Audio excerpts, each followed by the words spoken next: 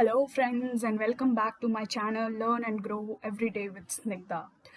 आज मैंने हमारी हिंदू एडिटोरियल डिस्कशन को थोड़ा एक्सपैंड कर दिया है। आज मैं आपके साथ द हिंदू के कुछ और इम्पॉर्टेंट आर्टिकल्स भी डिस्कस करने वाली हूँ, नॉट जस्ट दी एडिटोरियल्स।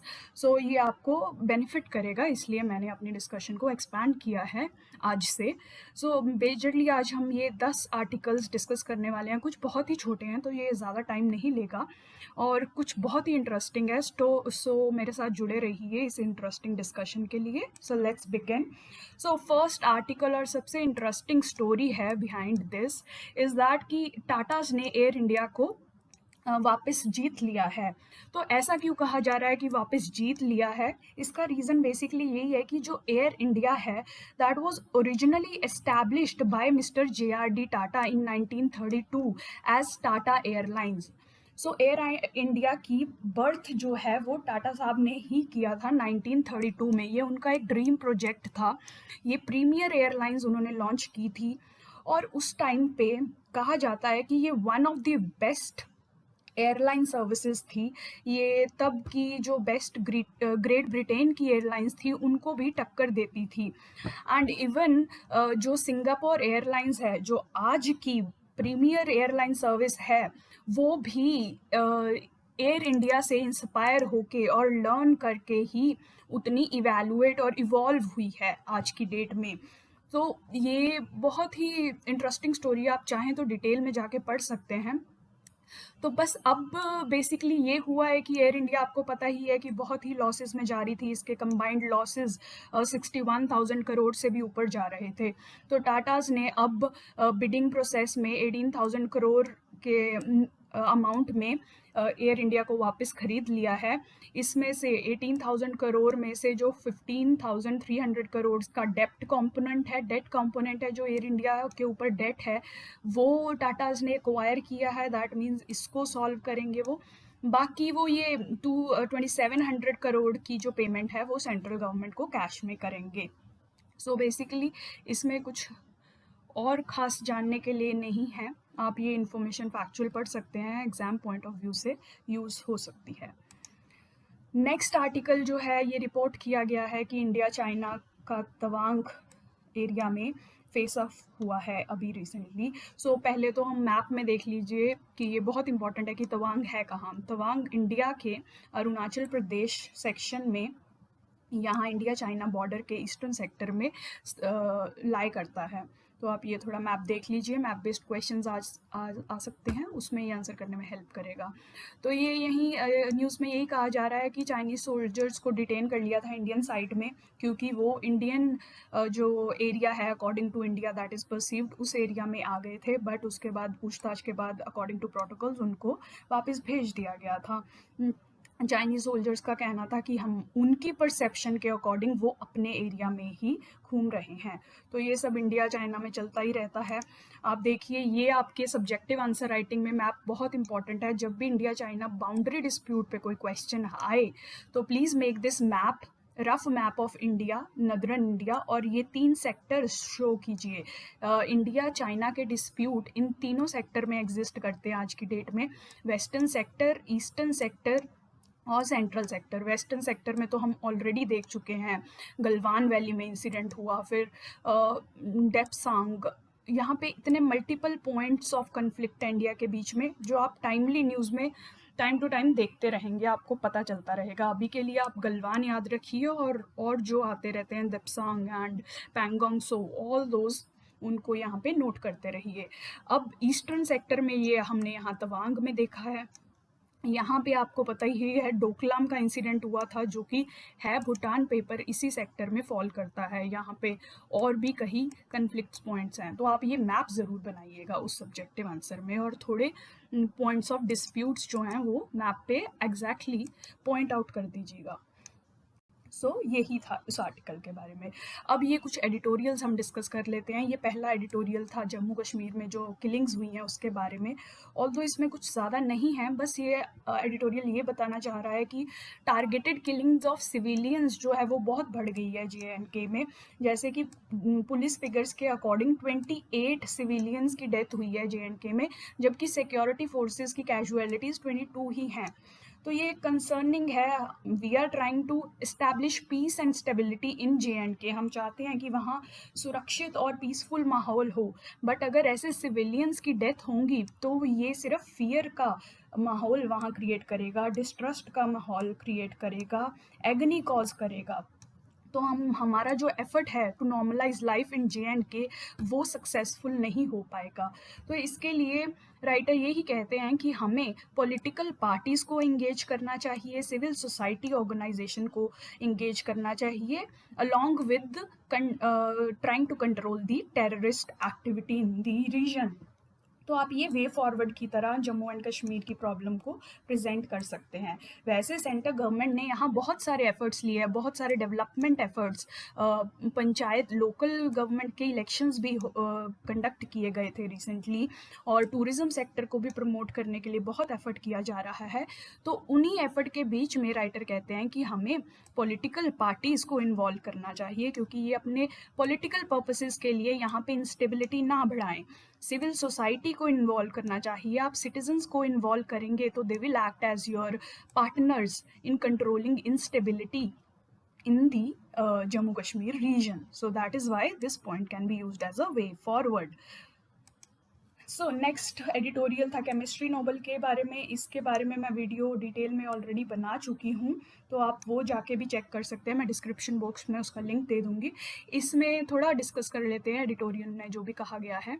एक तो 2 साइंटिस्ट को मिला है, जर्मनी के बेंजामिन लिस्ट और स्कॉटलैंड बॉर्न डेविड मैकमिलन, रहते ये US में ही हैं। इन दोनों को इस बार का केमिस्ट्री नोबल दिया गया है। बेसिकली इनकी डिस्कवरी क्या, इनकी रिसर्च क्या पॉइंट आउट करती है, एसिमेट्रिक ऑर्गेनो कैटलिस्ट को इन्होंने प्रेजेंट किया है वर्ल्ड के सामने। तो कैटलिस्ट क्या होता है आपको पता ही है। कैटलिस्ट एक ऐसा मॉलिक्यूल होता है जो मॉलिक्यूल या एटम होता है जो एक रिएक्शन को फास्टन करने में काम करता है। ये हमने अपनी बेसिक केमिस्ट्री में पढ़ा हुआ है। तो इन्होंने ऑर्गेनिक कैटलिस्ट बनाए हैं। आज तक हमारे पास वर्ल्ड में 2 टाइप के कैटलिस्ट एग्जिस्ट करते थे। एक थे मेटल्स, कुछ मेटल्स एज कैटलिस्ट किसी रिएक्शन में एक्ट करते थे, और थे एंजाइम्स जो कि होते हैं bio catalyst, we know about them. तो इन्होंने अब organic catalyst that is made from carbon, वैसे वाले कैटलिस्ट बनाए हैं। इन्होंने जो कैटलिस्ट बनाए हैं, जो इन्होंने मेथड दिया है टू डेवलप दीज कैटलिस्ट, वो बहुत ही प्रिसाइज है, चीप है, फास्ट है एंड इन्वायरमेंट फ्रेंडली है। दैट इज़ वाई इनकी डिस्कवरी बहुत सिग्निफिकेंट हो जाती है। देखिए, इससे पहले भी एसिमेट्रिक कैटलिस्ट के लिए नोबेल पुरस्कार दिया जा चुका है 2001 में 3 साइंटिस्ट को, बट इसमें ये था हैवी मेटल्स यूज़ होते थे और ये बहुत ही एक्सपेंसिव और एनवायरनमेंट को हार्म करने वाले कैटलिस्ट बनते थे। तो इसलिए इस साल की डिस्कवरी इम्पॉर्टेंट है, क्योंकि इन्होंने बहुत ही प्रिसाइज और ऑर्गेनिक कैटलिस्ट बनाने का हमें तरीका समझाया है।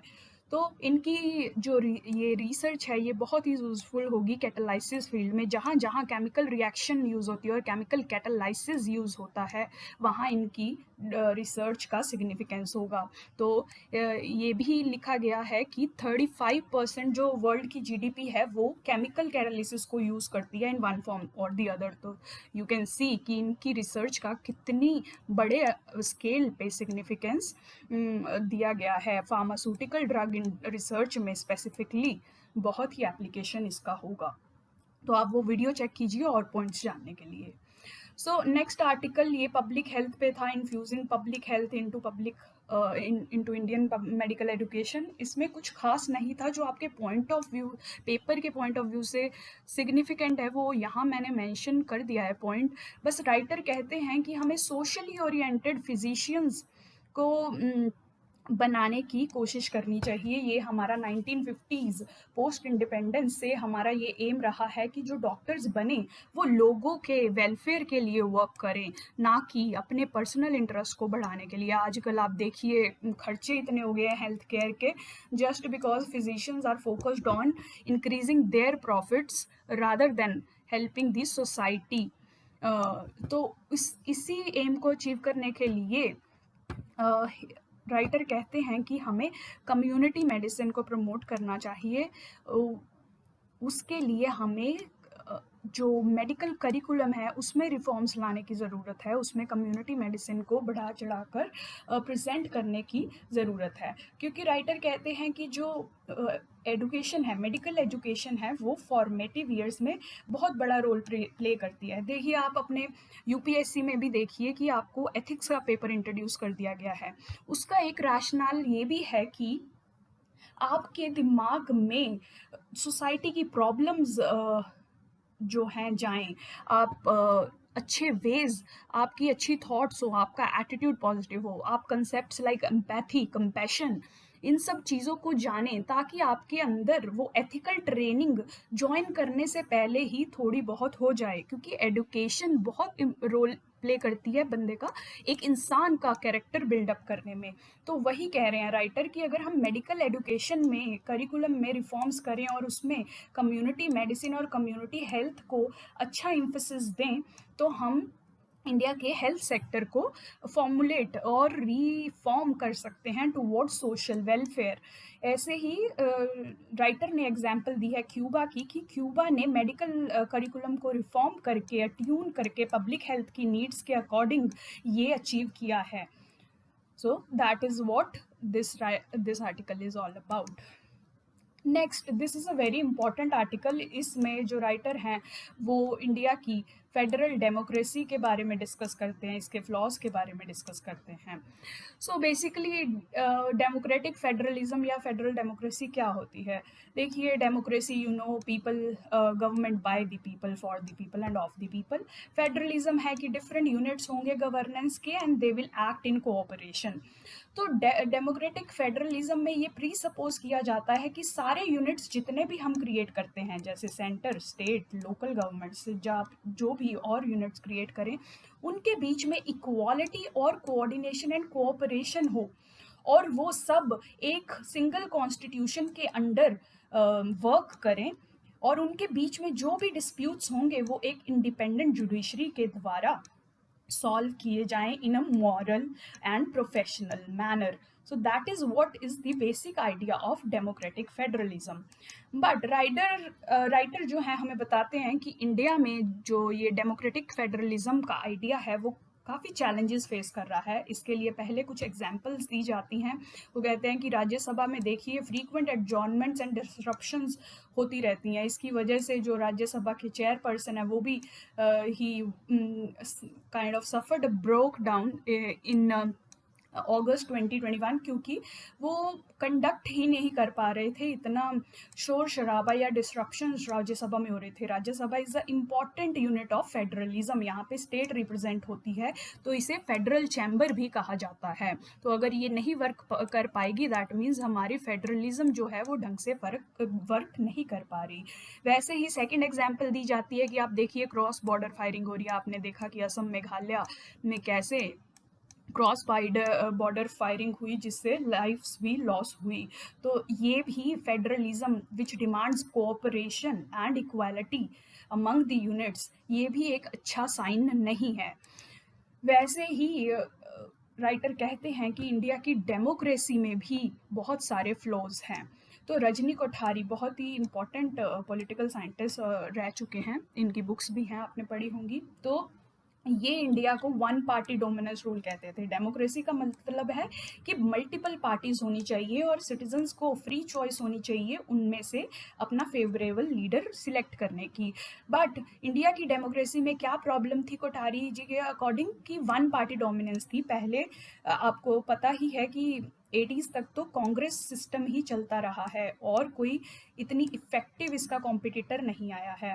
वैसे ही राइटर कहते हैं कि अब कांग्रेस की जगह बीजेपी का एक राज चल रहा है काइंड ऑफ, और कोई पार्टी जो है हमें अच्छा ऑल्टरनेटिव डेमोक्रेसी के पर्सपेक्टिव से नहीं प्रोवाइड कर पा रही है।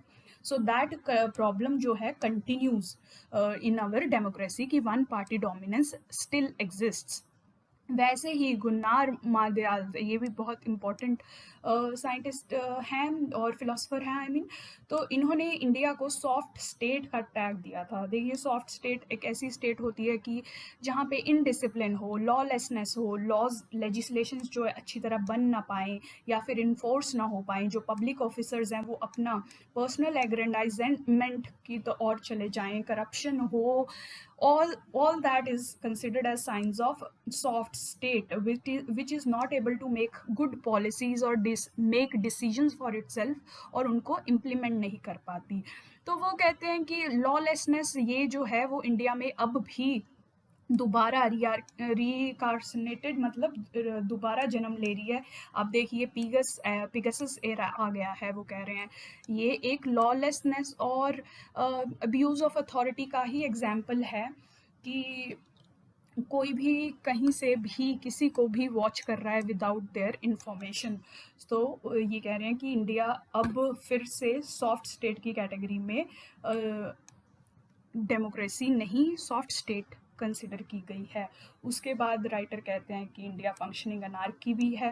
अनार्की वही होता है कि लॉलेसनेस हो जहाँ पे, तो यही इसके लिए एग्जाम्पल दिया राइटर ने कि इंडिया की जो डेमोक्रेसी है वो बहुत क्रिमिनलाइज हो चुकी है। आप देखिए कि आपने ADR यानी कि एसोसिएशन ऑफ डेमोक्रेटिक रिफॉर्म्स का अगर डाटा देखा हो, और दैट सेज कि मोर देन 30% इंडिया के लेजिस्लेटर्स जो हैं are sitting in the legislature with criminal records. आप खुद देखिए कि ये लॉ को कैसे इन्फोर्स करेंगे कंट्री में जब इनके खुद के खिलाफ लॉलेसनेस के केसेस रिकॉर्डेड हैं। सो ये एग्जाम्पल दी गई है अनार्की, फंक्शनिंग अनार्की की, कि इंडिया फंक्शनिंग अनार्की है rather than being a democracy.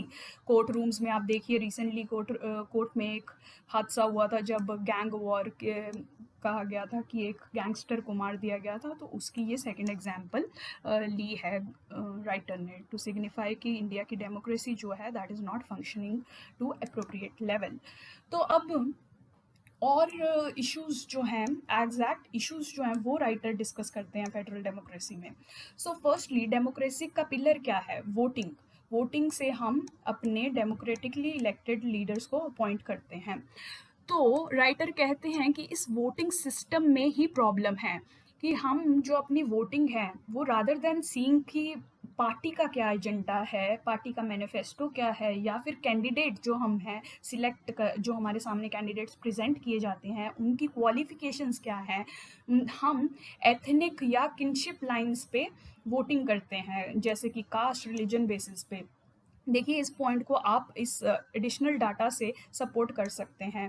ये एक लोक नीति और अजीम प्रेम जी यूनिवर्सिटी द्वारा स्टडी कंडक्ट की थी जिसमें फाइंड आउट किया गया 8 स्टेट्स के अक्रॉस जो स्टडी कंडक्ट की गई, तो इसमें फाइंड आउट किया गया कि 55% of Indians would prefer political leader from their own cast and religion. सो इससे क्या सिग्निफाई होता है कि हम कैंडिडेट का पोटेंशियल नहीं देख रहे हैं, हम कास्ट, रिलीजन और ऐसे इनसब्सटेंशियल फैक्टर्स के बेसिस पे अपनी वोटिंग देते हैं। सो दैट मीन्स इंडिया की डेमोक्रेसी स्ट्रांग नहीं हो सकती जब तक इशू बेस्ड वोटिंग नहीं होती है। ना हम एम्प्लॉयमेंट के बारे में पूछते हैं, ना हम पॉवर्टी के बारे में पूछते हैं जो कि इंडिया के मेजर इश्यूज है, हम सिर्फ कास्ट रिलीजन देखते हैं वोट करते हुए। इवन मिलान वैष्णव भी एक इम्पॉर्टेंट रिसर्चर हैं, तो इनकी स्टडी भी ये कहती है कि इंडिया में जो कैंडिडेट्स का क्रिमिनल रिकॉर्ड होता है उनका पोटेंशियल, उनकी probability to win an election is more than the non criminal kind of candidates.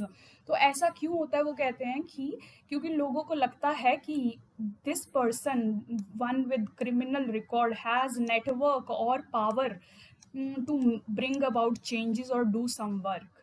इस परसेप्शन से हम इंडियंस जो हैं क्रिमिनल रिकॉर्ड वाले लोगों को ज़्यादा वोट कर सकते हैं, उनका जीतने का प्रोबेबिलिटी ज़्यादा है rather than non criminal background वाले पीपल की। दूसरा फ्लॉ फेडरल डेमोक्रेसी में हमारी क्या है कि देखिए कॉन्स्टिट्यूशन डिवीजन ऑफ पावर को एनविसेज करता है। कैसे?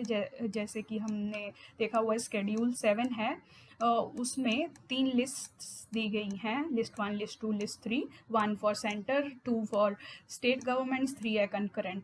तो राइटर कहते हैं कि ये भी हैविली स्क्यूड है सेंटर के फेवर में, जो रेजिड्यूरी सब्जेक्ट्स हैं वो सेंटर के पास है। अब कंकरेंट जो है उसमें 100 सब्जेक्ट्स हैं, उस पर भी सेंटर का ही मेजॉरिटी से होता है। तो दैट वे हमारी डिवीजन ऑफ पावर भी सिक्यूर्ड है, प्रॉपर इक्वल नहीं है। That is the another issue. उसके बाद राइटर कहते हैं कि जुडिशियल अपॉइंटमेंट्स का इशू है। आप देखिए जुडिशरी जो है वो इम्पॉर्टेंट पिलर है फेडरलिज्म का। Independent judiciary is important to ensure peace between the units of the federal democracy. पर आप देखिए जुडिशरी में खुद में इतनी प्रॉब्लम्स हैं।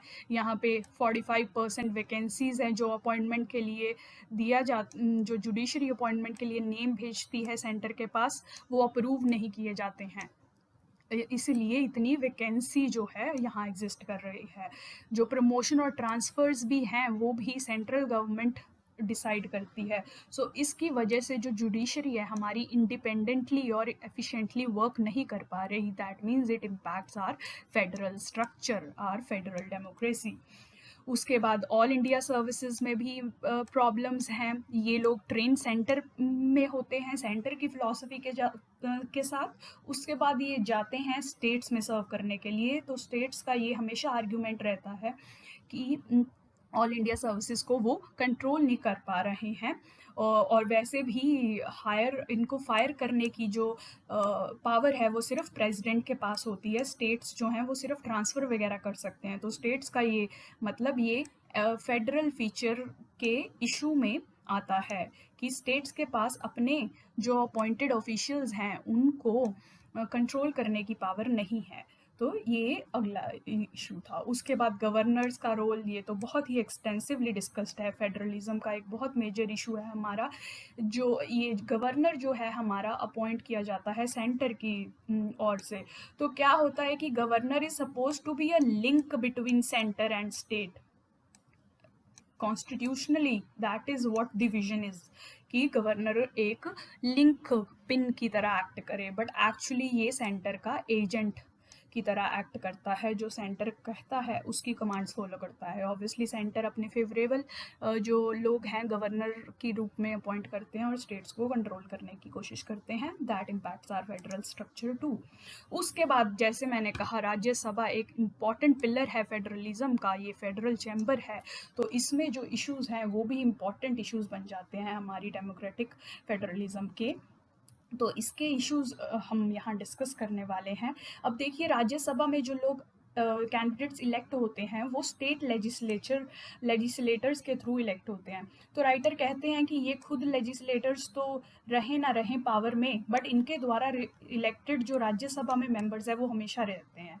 तो मतलब वो कैसे स्टेट को रिप्रेजेंट करेंगे जब उनको इलेक्ट करने वाले खुद रिप्रेजेंटेटिव ही पावर में नहीं रहे। लोगों देखिए ये इनडायरेक्ट सिस्टम है। पीपल जो स्टेट के पीपल हैं वो अपना ट्रस्ट अपने स्टेट के लेजिस्लेचर्स में रिपोज कर रहे हैं। तो ये जो स्टेट के लेजिस्लेचर्स हैं इसीलिए इनको पावर मिलती है राज्यसभा मेंबर्स में इनको इलेक्ट करने की। तो ये इनडायरेक्ट सिस्टम यहाँ पे चल रहा है। अब अगर देखिए कि अगर ये ही हटा दिए गए हैं पीपल के द्वारा, दैट मीन्स जो स्टेट के पीपल हैं इनमें ट्रस्ट रिपोज नहीं कर रहे, तो फिर यहाँ पे ये वाले मेंबर्स होने का फ़ायदा ही क्या है। That is what the first problem with Rajya Sabha जो राइटर डिस्कस करते हैं। सेकंड ये कहते हैं कि कोई रेजिडेंशियल क्वालिफिकेशन नहीं है। अब देखिए कुछ समय पहले डोमिसाइल रिक्वायरमेंट होती थी कि राज्यसभा में जो स्टेट किसी कैंडिडेट को इलेक्ट कर रही है वो उसी स्टेट का होना चाहिए। अगर पंजाब स्टेट राज्यसभा में मेंबर भेज रही है तो जो वो मेंबर हैं वो पंजाब के रहने वाले ही कंटिन्यूसली पंजाब के डोमिसाइल होने चाहिए। बट इस प्रोविज़न को भी हटा दिया गया था बेसिकली ताकि पॉलिटिकल पार्टीज़ अपने जो फेवरेट लोग हैं उनको अपॉइंट कर सकते हैं। बेसिकली ये इसलिए हुआ था, तो इसलिए इसने राज्यसभा को इनइफेक्टिव कर दिया था। Rajya Sabha is suppose to be the representative of state people. अगर स्टेट का कैंडिडेट ही नहीं है तो वो कैसे उनके पीपल के इंटरेस्ट को रिप्रेजेंट करेगा।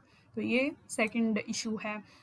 उसके बाद वही थर्ड इशू की राज्यसभा को यूज़ किया जाता है कि अपने कैंडिडेट्स, अपने पॉलिटिकल और फाइनेंशियल पैट्रोनेज के लिए, अपने लॉयल लोगों को पोस्ट करने के लिए, जैसे हम डिस्कस कर चुके हैं। उसके बाद देखिए राज्यसभा के पास कोई वीटो पावर भी नहीं होती है। आप देखिए मनी बिल के स्पेसिफिकली मनी बिल के केस में तो राज्यसभा सिर्फ 14 डेज़ के लिए डिले ही कर सकती है बिल को। उस पर कुछ भी आपत्ति अगर जताएगी भी तो उसको सुने ना सुने ये लोकसभा के ऊपर डिपेंड करता है। तो हाउ कैन राज्यसभा भी इफेक्टिव? तो ये अगली प्रॉब्लम है। उसके पॉइंट जॉइंट सेशंस जो आर्टिकल 108 प्रोवाइड करता है उसका भी कोई ज़्यादा यूज़ नहीं है, क्योंकि उसमें मेजॉरिटी से डिसीजन, सिंपल मेजॉरिटी से डिसीजन लिया जाता है। अब देखिए लोकसभा में है 500 से ज़्यादा मेंबर, राज्यसभा में है 250 मेंबर, तो ऑब्वियसली पता ही है कि लोकसभा का डिसीजन ही जीतेगा। उनके पास मेजॉरिटी वोट्स है और मेजॉरिटी वोट पे जॉइंट सेशन के डिसीजन लिए जाते हैं। तो ये भी जॉइंट सेशंस भी राज्यसभा को इनइफेक्टिव बनाते हैं। That is what is said. इन्हीं क्रिटिसिज्म की वजह से जो हमारा फेडरल चैम्बर है, राज्यसभा है, उसको क्रिटिसाइज करते हुए ये लाइन लिखी गई थी जो कि आज भी वैलिड है, that when the second chamber agrees with the first it is superfluous, that is it is useless। इसका यूज क्या है? when it disagrees it is pernicious, it is harmful। अगर वो डिसअग्री करता है तो उसे कह देते हैं कि ये डीलेज प्रोड्यूस कर रहा है, पॉलिसी मेकिंग में अड़चने ला रहा है, it is harmful for the country. तो इसलिए फेडरल चैम्बर की जब कोई एम्पावरमेंट ही नहीं है तो उसके इंटेंशंस को भी डाउट किया जाता है। वो कुछ करे तो प्रॉब्लम, वो कुछ ना करे तो प्रॉब्लम, सिंपली ये मतलब है। इन्हीं कारणों की वजह से जो इंडिया है अब भी क्वाजी फेडरल है। जो केसी वीर साहब ने ये टर्म कॉइन की थी इंडिया के लिए, हमारी डेमोक्रेसी अभी भी क्वाजी फेडरल है, क्योंकि इतने सारे फेडरलिज्म के इश्यूज जो हमने डिस्कस किया है वो एग्जिस्ट करते हैं। तो फाइनली राइटर कहता है कि अगर इंडिया को नेशनल सिक्योरिटी अपनी इंश्योर करनी है तो हमें अपने फेडरल स्ट्रक्चर को और डेमोक्रेसी को बहुत स्ट्रॉन्ग करना पड़ेगा। देखिए ये दोनों हेल्प करते हैं एक स्ट्रॉन्ग नेशन बनने में, क्योंकि अब फेडरल जो है अगर अच्छे से वर्क करेगी, मतलब सेंटर और स्टेट में कोऑर्डिनेशन होगी, they will work in the interest of the country, ना कि एक दूसरे के अगेंस्ट वर्क करेंगे। अब अगर वो लड़ते ही रहेंगे, इट इज़ पॉसिबल कि कोई स्टेट बाहर के एलिमेंट से हेल्प लेने लग जाए, तो वो हमारे नेशनल सिक्योरिटी इंटरेस्ट के लिए बहुत ही हानिकारक बन जाएगा। वैसे ही डेमोक्रेसी बहुत इम्पॉर्टेंट है, तो ऐसा ना हो कि हम कास्ट और रिलीजन के बेस पे इलेक्शंस और वोटिंग करते रहें और जो हमारी कंट्री की डाइवर्सिटी और यूनिटी है उसकी वजह से इन्फ्लुएंस हो। तो नेशनल सिक्योरिटी के लिए दिस इज़ फेडरलिज्म और डेमोक्रेसी बहुत इम्पॉर्टेंट है। That is all about this editorial. अब फाइनली कुछ short pieces of news. India Japan के रिलेशंस के बारे में आर्टिकल आया था, क्योंकि जो हमारे प्राइम मिनिस्टर है मिस्टर नरेंद्र मोदी, उनकी फर्स्ट मीटिंग विद जापान में जो नए प्राइम मिनिस्टर इलेक्ट हुए हैं फ्यूमियो किशिडा, इनके साथ फर्स्ट कन्वर्सेशन हुई है इनके इलेक्शन के बाद। तो दोनों साइड्स ने अपने रिलेशंस को स्ट्रॉन्ग करने की काइंड ऑफ कमिटमेंट दी है। उन्होंने कहा है कि कोई भी कोअर्जन से स्टेटस क्वो को चेंज करेगा उसको ये टॉलरेट नहीं करेंगे। आप देखिए जापान, ये बेसिकली चाइना की तरफ पॉइंट करती है। जापान भी चाइना के एक्सेसेस को फेस करता है। आपने सुना होगा सेंकाकू आइलैंड के कन्फ्लिक्ट के बारे में, चाइना और जापान के बीच में वो बेसिकली कन्फ्लिक्ट है, और इंडिया और चाइना में तो भरपूर कन्फ्लिक्ट्स हैं, हम एक तो डिस्कस ही कर चुके हैं आज। तो वही ये कहना चाहते हैं कि ये अपनी विल के अकॉर्डिंग कोई भी करंट जो सिचुएशन है उसको चेंज नहीं कर सकता। इकोनॉमिक कोअर्शन भी ये फाइट ऑफ करने के लिए कमिट करते हैं। अब देखिए चाइना जो है अगेन डेट ट्रैप डिप्लोमेसी को प्रमोट कर रहा है। ये छोटी छोटी कंट्रीज़ को लोन देता है बियॉन्ड देयर रीपेइंग कैपेसिटी। तो उससे क्या होता है कि वो जो कंट्री है रीपे नहीं कर पाती, लोन्स पे डिफ़ॉल्ट करती है एंड इवेंचुअली उनको ये जो एसेट्स हैं अपने वो सेल ऑफ करने पड़ते हैं, जैसे कि श्रीलंका के हम्बनतोत पोर्ट के साथ हुआ है। तो वही ये सब जो है प्रिवेंट करने में ये दोनों कंट्रीज़ कोऑपरेट करेंगी। उसके बाद सप्लाई चेन की रेजिलियंस बिल्ड करने में भी काम करेंगी। आप देखिए कि अब कोविड टाइम में क्या हुआ था, क्योंकि मेजरली चाइना में हर चीज़ की प्रोडक्शन के लिए चाइना में कुछ ना कुछ सप्लाई चेन का पार्ट जो है बनता है या कोई ना कोई प्रोसेस वहाँ होता है। अब कोविड लॉकडाउन की वजह से चाइना पूरा लॉकडाउन में था, तो इसकी वजह से पूरे वर्ल्ड की सप्लाई चेन में इम्पैक्ट पड़ा था। तो उसको रिज़िलिएंट बनाने के लिए चाइना पे डिपेंडेंसी ख़त्म करनी पड़ेगी। तो इसीलिए इंडिया और जापान जो है इस सेक्टर में भी कोऑपरेट करेंगे कि वो चाइना पे सप्लाई चेन के लिए, किसी भी सप्लाई चेन के लिए डिपेंडेंट ना हो, सारा प्रोडक्शन जो है वो चाइना से बाहर भी होता हो। सो बेसिकली यही है। बाकी तो 70th एनिवर्सरी को सेलिब्रेट करने के लिए डिस्कशंस हुई हैं, इन 70th anniversary of India Japan diplomatic relationships उसमें। उसके बाद ये एरियाज़ ऑफ कोऑपरेशन आप लिख सकते हैं, ग्रीन टेक्नोलॉजी में दोनों कंट्रीज़ कोऑपरेट कर सकती हैं, डिजिटल टेक्नोलॉजी में कर सकती हैं, हेल्थ केयर, आपको पता ही है जापान टेक्नोलॉजिकली बहुत फॉरवर्ड है, रोबोटिक्स यहाँ पे कितनी ज़्यादा प्रोग्रेस कर चुकी है कंपेयर टू अदर कंट्रीज़। तो इन एरियाज़ में green technology, digital technology, health care वगैरह में, कनेक्टिविटी में दोनों कंट्रीज़ कोऑपरेट करने का आगे सोच रही हैं। उसके बाद ये छोटा सा न्यूज़ पीस था, ये आप सिर्फ अपने सब्जेक्टिव आंसर राइटिंग में यूज़ कर सकते हैं कि जब आपके GS2 में पार्लियामेंट्री कमिटीज़ एक टॉपिक है, तो आपको कभी भी इशू मेंशन करना हो कि हमारी पार्लियामेंट्री कमिटीज़ जो है इफ़ेक्टिवली वर्क नहीं कर पा रही हैं, तो आप ये इशू मेंशन कर सकते हैं कि there is delay in formation of these parliamentary standing committees. तो गवर्नमेंट ने जवाब दिया है कि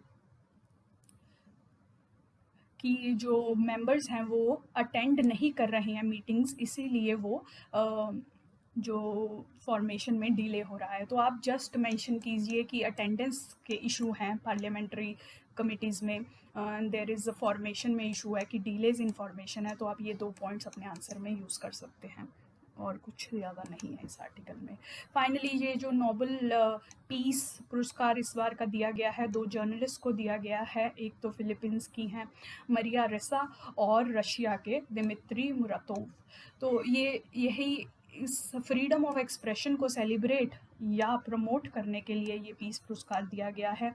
इन कंट्रीज़ में फ्रीडम ऑफ जो एक्सप्रेशन है वो लिमिटेड है, तो ये नोबेल प्राइज़ सिग्निफाई इनके वर्क को जो है महत्व देने के लिए दिया गया है कि इन्होंने इतने रिस्ट्रिक्टिव कंडीशंस में भी अपनी हार नहीं मानी, और जो रियल जर्नलिज्म है, फ्रीडम ऑफ स्पीच है, उसको एक्सरसाइज करते रहे।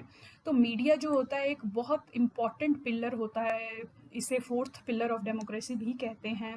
ये फ्रीडम ऑफ स्पीच के लिए भी इम्पॉर्टेंट होता है। आप देखिए कि रिसेंटली पंडोरा पेपर्स लीक हुए थे, there was also Panama paper leak some time back. तो ये सब जो हैं ये अब्यूज़ ऑफ पावर के अगेंस्ट काम करते हैं, they prevent corruption, war propaganda. तो इसीलिए फ्री जर्नलिज्म जो है बहुत इम्पॉर्टेंट है। तो उसी को ध्यान में रखते हुए इस बार का नोबेल प्राइज़ इन जर्नलिस्ट को दिया गया है। फाइनली ये ई व्हीकल्स पे, एक ई व्हीकल बहुत ही इंपॉर्टेंट टॉपिक है आपके GS3 पॉइंट ऑफ व्यू से। आपके आपके ये इकोनॉमी में भी पूछा जा सकता है और इन्वायरमेंट सेक्शन में भी पूछा जा सकता है। आप अपने आर्टिकल्स एसेज में भी इसे यूज़ कर सकते हैं। तो basically government is trying to promote e vehicle sale, जिसमें वो 30% प्राइवेट कार्स को प्रमोट करेंगे, 70% कमर्शियल व्हीकल्स को, और 80% जो हमारे 3 व्हीलर्स हैं वो 2030 तक अगर ई व्हीकल या इलेक्ट्रिक व्हीकल्स बन जाएं, तो इससे हमारा जो ट्रांसपोर्ट सेक्टर है डीकार्बनाइज होगा।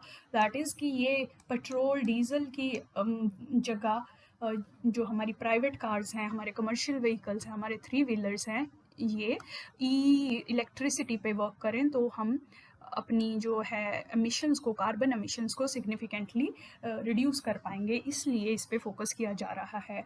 तो कुछ एफर्ट्स जो इस न्यूज़ आइटम में मेंशन थे कि फेम मिशन गवर्नमेंट, ये तो बहुत पुराना मिशन है जो गवर्नमेंट ने इंट्रोड्यूस किया है इलेक्ट्रिक व्हीकल्स को प्रमोट करने के लिए, वैसे ही नीति आयोग जो है वो स्टेट्स को पुश कर रही है अपनी ई व्हीकल्स पॉलिसी लाने के लिए।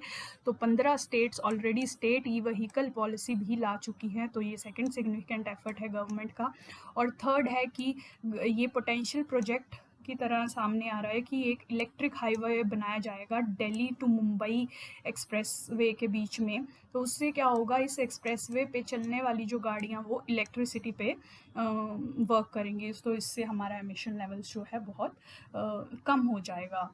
सो that was all about today's discussion. Please like and subscribe my channel. Hope you find value in this discussion. Thank you for joining.